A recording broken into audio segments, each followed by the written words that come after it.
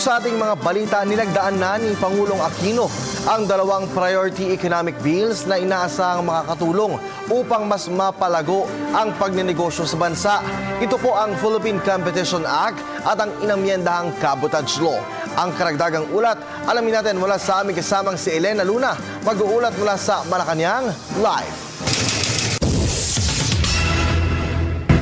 Maraming salamat, Kirby. Dalawang bagong batas ang nilagdaan nga ni Pangulong Aquino ngayong umaga na pakikinabangan ng mga Pilipino kahit tapos na ang kanyang termino. Ito ang Philippine Competition Amendment ng Cabotage Law. Mahigit 2 dekada na nabinbin sa Kongreso ang dalawang panukalang batas na ito. Sinabi ng Pangulo na sa pamamagitan ng Philippine Competition Act, maliit man o malaki ang negosyo, ang magiging labanan ay paglalabas ng dekalidad na produkto sa pinakamakatwirang presyo. Hindi na kakailanganin ng sinumang negosyante ang under the table o paramihan ng koneksyon. Sinabi rin ng Pangulo na mahihikayat nito ang pagpapahusay ng serbisyo ng nagbebenta. Para naman sa mamimili, totoong presyo daw ang kanyang babayaran. Ayon sa Pangulo, lahat daw makikinabang sa Philippine Competition Act, kaya lahat. Narito ang pahayag ni Pangulong Aquino. Makakaasa ang ating mga boss sa pinagtibay nating Philippine Competition Act at liberalization ng Philippine Cabotage. Ang pagbabagong tinatamasa natin ngayon ay magpapatuloy hanggang sa mga susunod pang henerasyon. Kahit wala na po tayo sa pwesto, sisiguruhin ng mga batas na ito na hindi basta-basta matitibag ang tinatag nating mga pundasyon para sa transformasyon ng ating ekonomiya at kalakang lipunan. Tiwala naman po ako. Ngayon na nabawi na natin ang pambansang dangal, ngayon may gobyerno ng tunay na naglilingkod sa sambayanan at ngayon may kumpiyansa na ang Pilipinong umasenso at tuparin ang kanyang mga pangarap.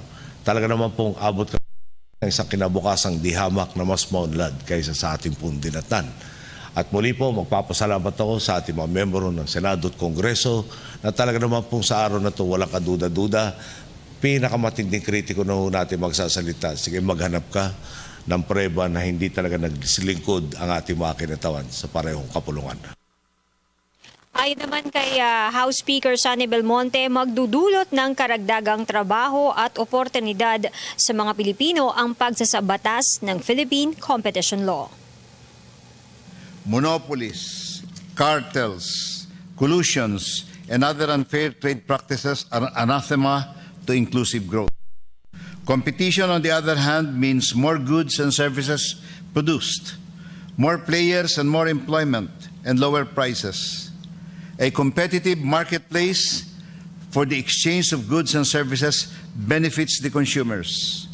Competition encourages innovation and lower supplier costs. Moreover, easier entry for new players encourages more investment and creates more job opportunities for our people. Sa paglagda ng Pangulo sa Cabotage Law, malaya nang makakapangalakal ang mga banyagang barko dala ang kanilang imported at exported na kargamento. Sinabi na magiging mas mura na ang presyo ng mga produktong in-import at in-export na magbubunsod ng mas masiglang merkado. Makakatipid ang lahat ng stakeholders mula sa mga mamimili hanggang sa mga negosyante. Ipinaliwanag ni Senate President Franklin Drilon na inabot ang batas na ito ng 2 taon mula nang hilingin ito ng Pangulo sa Kongreso sa kanyang SONA noong 2013 para tulungan ang mga magsasaka na makatipid sa pagbiyahe ng kanilang ani. Sa programa din kanina, malaki ni Drilon ang magandang ugnayan ng House of Representatives at Senate. The amendments to the Cabotage Law will now allow foreign vessels to call ports and enable importers and exporters to co-load containers and cargoes in foreign ships going in and out of the Philippines. Liberalizing coastwise trading opens the market to competition, brings down cost of transportation by sea, and enables the country to fully utilize the supply chains for products. For more than 2 decades, we have been trying to pass these measures. It is only now, in the 16th Congress, with the reform-driven leadership of the President, that we finally enacted these laws. Mr. President, we also wish that the cooperation between the House and the Senate has never been more intense than in the past several years, with the Speaker and myself sitting down once a month to review all the laws and policies that we should enact. Sa programa din kanina, Kirby, ay pinasalamatan ni Pangulong Aquino ang mga congressmen at ang mga senador sa pagsasabatas ng mga panukalang batas na ito. Kanina rin ay pinasalamatan ng Pangulo at ni House Speaker Belmonte ang tiyo ni Pangulong Aquino na si Tarlac Representative Enrique Henry Cojuangco. Bago pumanaw ang tiyo ng Pangulo ay masugid nito ang Philippine Competition Act bilang chairperson ng House Committee on Economic Affairs. At yan ang ating balita mula dito sa Malacanang. Sa tulong ng RTVM, ako si Elena Luna para sa Telebisyon ng Bayan. Maraming salamat sa iyo, Elena.